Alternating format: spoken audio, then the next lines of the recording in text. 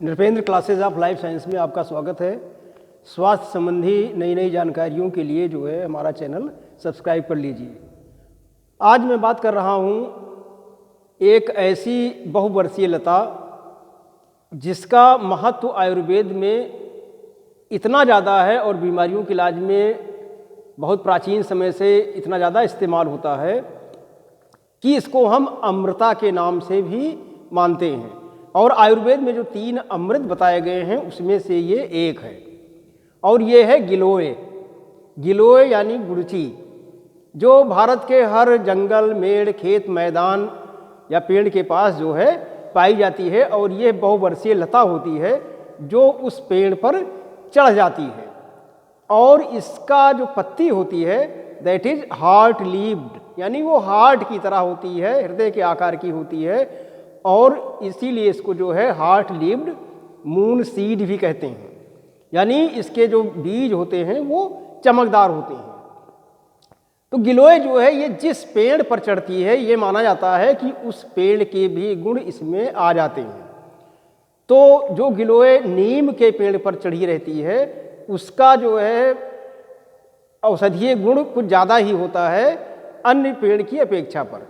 और इसकी जो है जो ये बहुवर्षीय होती है और इसकी लताएं जो है नीचे ज़मीन से जुड़ करके फिर जड़ के रूप में वो नया वो बना लेती हैं।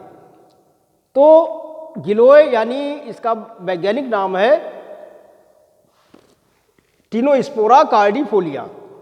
तो टिनोस्पोरा कार्डिफोलिया ये जो है जैसा कि हमने बताया कि बहुवर्षीय होती है और जिस पेड़ पर रहती है, जिस पेड़ पर चढ़ती है यानी लता होती है ये, और उसी के गुण इसमें आ जाते हैं। तो गिलोय का उपयोग जो है बहुत तरह की बीमारियों में किया जाता रहा है पहले से ही। और चरक संहिता में जो है इसको एक कड़वे स्वाद वाली लता बताया जाता था। तो ये चूंकि बहुवर्षीय होती है तो इसका लता की मोटाई जो है वो डिफर भी कर सकती है, कुछ उंगली के आकार की मोटी हो सकती है, उससे भी ज़्यादा मोटी हो सकती है। और खासकर इसका जो स्टेम होता है वो औषधीय गुणों से भरपूर होता है।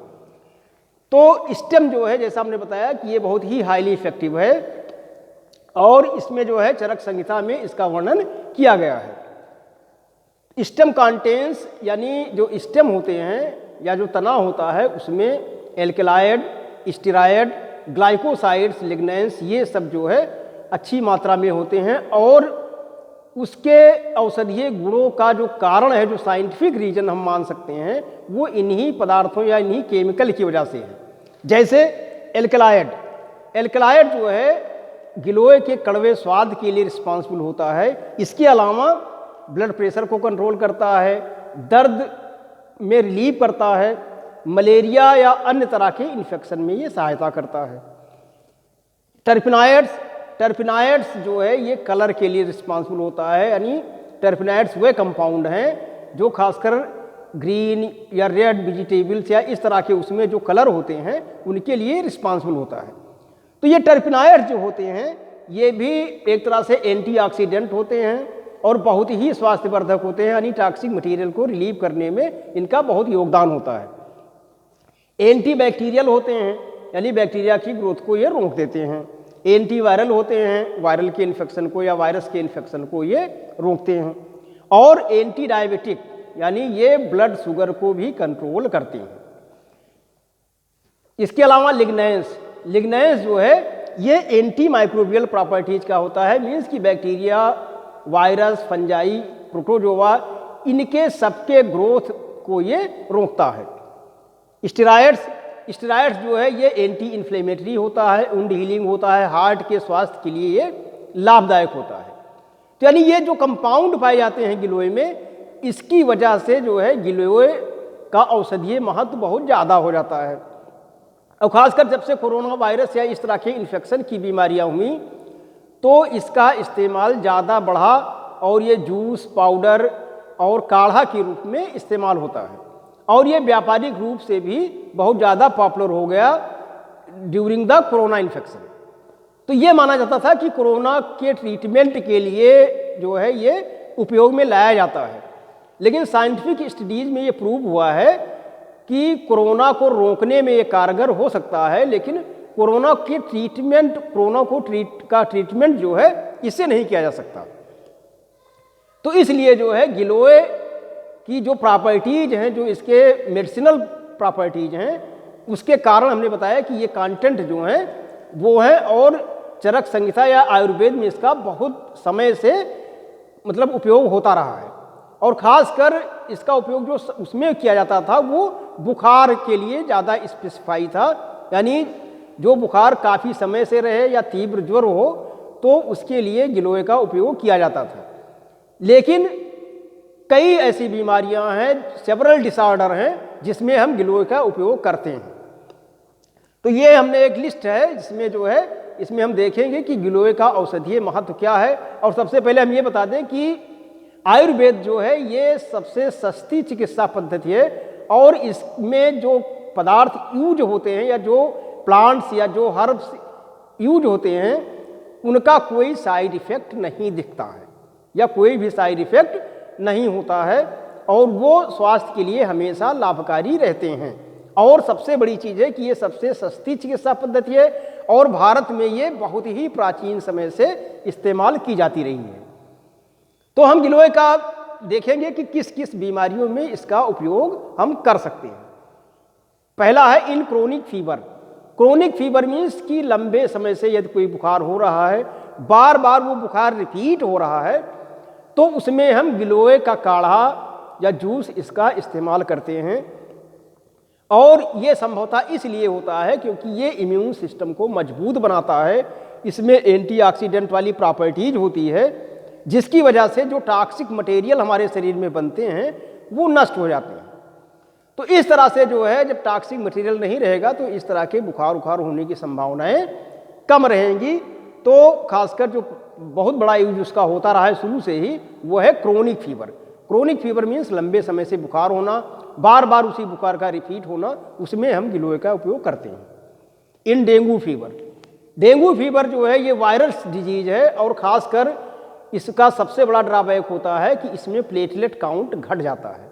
और प्लेटलेट काउंट, चूँकि प्लेटलेट सेल्स जो होती हैं ब्लड की, ये खून को जमाने में सहायता करती हैं, और इनकी संख्या जो है 4.5 लाख तक होती है 1 क्यूबिक सेंटीमीटर ब्लड में। यदि इनकी संख्या घट जाएगी तो ब्लड कोआगुलेशन या खून का जमना स्लो हो जाएगा, और यदि ज़्यादा घट जाएगी 30-35 हज़ार के आसपास आ जाती है तो प्लेटलेट चढ़ाने की नौबत भी आ सकती है, और इंटरनल ऑर्गन में हीमोरेज या वो ब्लड सिक्रीशन या रक्त स्राव हो सकता है, और वो काफ़ी घातक स्थिति हो सकती है। तो डेंगू का जो इफेक्ट होता है वो प्लेटलेट काउंट ये ज़्यादा हो जाता है, तो वो ज़्यादा कम हो जाता है, तो वो ज़्यादा घातक हो सकता है। तो ये देखा भी गया है कि गिलोय का सेवन लगातार करने से 2 टाइम प्लेटलेट की संख्या जो है वो बढ़ने लगती है, यानी प्लेटलेट काउंट बढ़ने लगता है। और चूंकि इम्यूनिटी बूस्टर का भी ये काम करता है, इसलिए डेंगू फीवर के ऑनसेट को ये जो है कम करता है, और उससे हमको जल्दी रिलीफ मिलती है। Hay fever. हे फीवर एक तरह से एलर्जिक फीवर है। जैसे किसी भी व्यक्ति को किसी चीज़ से मान लो एलर्जी है, जैसे पॉलन ग्रेन से, डस्ट पार्टिकल से, स्मोक है, तो एलर्जी है तो उसको छींक आने लगेगी, ब्रोंकाइटिस रहेगा, यानी एस्थमा लाइक कंडीशन हो जाएगी, उसके साथ बुखार भी आता है। तो उस बुखार को हम एलर्जिक फीवर या हे फीवर कहते हैं। और गिलोय जो है उस फीवर को रोकने में एक तरह से रामबाण की तरह काम करती है, क्योंकि ये एंटी एलर्जिक और एंटी इन्फ्लेमेटरी प्रॉपर्टीज भी गिलोय में होती है। कोरोना वायरस इन्फेक्शन, जैसा कि अभी हम बात कर रहे थे, कोरोना वायरस जब फैला था तब गिलोय का प्रचलन बहुत ज़्यादा हो गया था, और साइंटिफिक टीम ने भी रिसर्च में ये प्रूव किया है कि कोरोना के स्प्रेड को ये कम करती है, इसमें एंटीवायरल प्रॉपर्टीज होती है। उसके अलावा कोरोना के जो सिम्टम्स हैं, जैसे रिस्पायरेटरी ट्रैक्ट की प्रॉब्लम्स हैं, तो उसमें भी जो है गिलोय हेल्प करती है, उससे जो है कोरोना से जल्दी रिलीफ मिलता है। तो यानी वायरस इन्फेक्शन के असर को ये कम करती है, ये साइंटिफिक रूप से भी प्रूव हो सका है। बस खाली ये है कि कोरोना के ट्रीटमेंट के लिए हम इसको इस्तेमाल नहीं कर सकते, लेकिन उसके इफेक्ट को हम गिलोय के द्वारा काफ़ी हद तक कम कर सकते हैं। ब्लड शुगर लेवल, यानी ब्लड शुगर लेवल बढ़ जाता है या हाइपरग्लाइसीमिया हो जाती है, जिस कंडीशन को हम हाइपरग्लाइसीमिया कहते हैं, और ये यदि कुछ समय तक बनी रहे तो वो डायबिटीज़ मिल्टस में कन्वर्ट हो जाती है। तो डायबिटीज़ मिल्टस में भी गिलोय का इस्तेमाल किया जाता है, क्योंकि इसके कुछ तत्व जो है वो शुगर लेवल को घटाते हैं और मेटाबॉलिक रिएक्शन को बढ़ा देते हैं, जिससे जो है शुगर लेवल अपने आप घट जाता है। इम्यूनिटी बूस्टर, जैसा हम पहले से बता रहे थे कि गिलोय जो है ये इम्यून सिस्टम को बढ़ाता है, और इसमें चूंकि एंटीऑक्सीडेंट प्रॉपर्टीज होती है, तो जितने भी फ्री रेडिकल्स या मेटाबॉलिक के दौरान जो टॉक्सिक मटेरियल बनते हैं उनके एलिमिनेशन के लिए भी गिलोय एक महत्वपूर्ण रोल प्ले करता है, और ये इम्यून सिस्टम को बढ़ाता है, इम्यून सिस्टम को बूस्टअप करता है, जिससे जो है बीमारियों से लड़ने की क्षमता बढ़ जाती है और कोई भी इन्फेक्शन जो है वो जल्दी नहीं होता है। इम्प्रूव डाइजेशन, टॉक्सिक मटेरियल हटाने की बात हुई तो डाइजेशन वैसे भी इम्प्रूव हो जाएगा, और उसमें भी जैसे इरिटेटेड बाउल सिंड्रोम है, तो इरिटेटेड बाउल सिंड्रोम खासकर इन्फ्लेमेटरी रिएक्शन से होता है, और गिलोय में एंटी इन्फ्लेमेटरी प्रॉपर्टीज होती है, जिसकी वजह से जो है इस तरह की इंटेस्टाइन प्रॉब्लम्स उससे अपने आप दूर हो जाती है। तो गिलोय का सेवन जो है ये इरिटेटिव बाउल सिंड्रोम या कोलाइटिस इस तरह की कंडीशन को हटा करके और डाइजेस्टिव सिस्टम को इम्प्रूव करता है।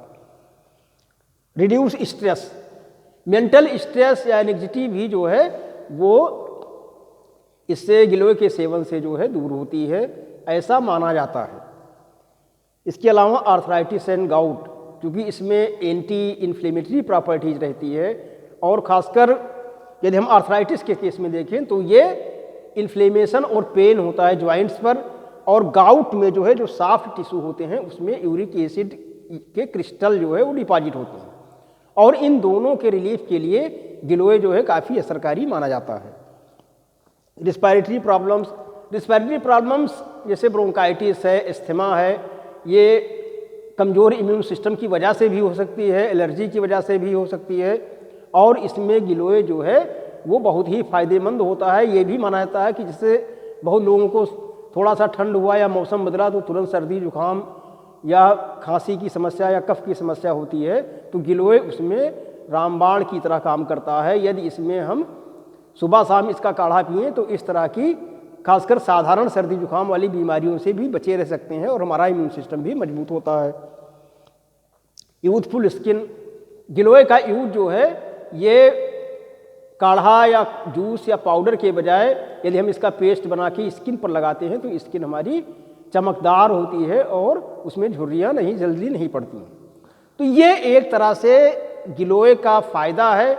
गिलोय के कंटेंट चूँकि हमने बताया कि जो इसमें स्टेरॉयड, ग्लाइकोसाइड्स, टर्पेनॉइड्स, एल्कलॉइड्स ये सब होते हैं, तो इनके अपने अपने गुण हैं, और इन गुणों की वजह से ही जो है गिलोय या गुड़ची या अमृता या चक्रांगी या छिन्नरुआ सब गिलोय के ही नाम हैं, या टिनोस्पोरा कार्डिफोलिया।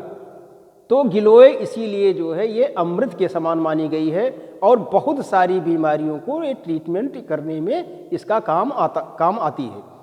इसके साइड इफ़ेक्ट जैसा हमने बताया आयुर्वेद का साइड इफ़ेक्ट बहुत कम होता है, तो उसी हिसाब से गिलोय का साइड इफ़ेक्ट भी कम होता है। खासकर एक चीज़ में इसमें ध्यान रखना है, जैसे जो डायबिटीज़ से पीड़ित लोग हैं उनमें यदि ग्लूकोज लेवल कम है तो ये ग्लूकोज लेवल को और कम कर सकता है, तो उसमें ये समस्या पैदा हो सकती है। तो खासकर डायबिटीज़ वालों को इसको ध्यान से लेना है। बाकी गिलोय जो है ये बहुत बड़ा इम्यूनिटी बूस्टर माना जाता है। इसके कंटेंट जो है वो साइंटिफिक रूप से प्रूव हो चुके हैं। इसका जो क्वाथ होता है या जूस होता है उसमें यदि हम आयोडीन की मात्रा आयोडीन डालें तो वो गहरा नीला कलर हो जाता है, और ये माना जाता है कि वो स्टार्च की वजह से होता है, यानी इसके स्टेम में स्टार्च भी होता है। तो ये इसका एक परीक्षण का तरीका होता है। और बाकी गिलोय जो है ये अमृत के समान गुणकारी होता है, और तमाम बीमारियों के इलाज में इसका प्रयोग किया जाता है।